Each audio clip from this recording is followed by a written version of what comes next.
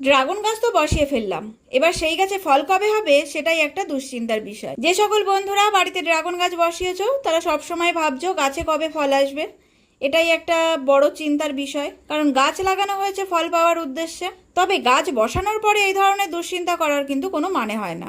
তাই এই দুশ্চিন্তা বলো আর চিন্তা যাই বলো না কেন, এটা যদি গাছ বসানোর আগে করো তাহলে মনে হয় সব থেকে বেশি ভালো হয়। কেমন ধরনের ড্রাগন গাছের চারা নিলে দ্রুত ফল পাওয়া যায় সেটা আগে জানা দরকার।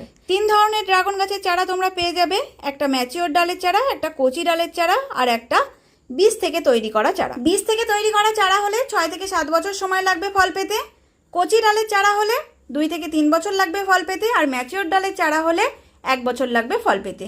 তাই চারাটা নিজের বাড়িতে আনার আগে দেখে নাও কেমন ধরনের চারা। তাই চারা বসানোর আগেই কিন্তু তোমরা জেনে যাচ্ছ ওই গাছ থেকে কতদিন পরে তোমরা ফল পেয়ে যাচ্ছ। তো টাটা বন্ধুরা, আজকের মতো দেখা হচ্ছে পরের ভিডিওতে।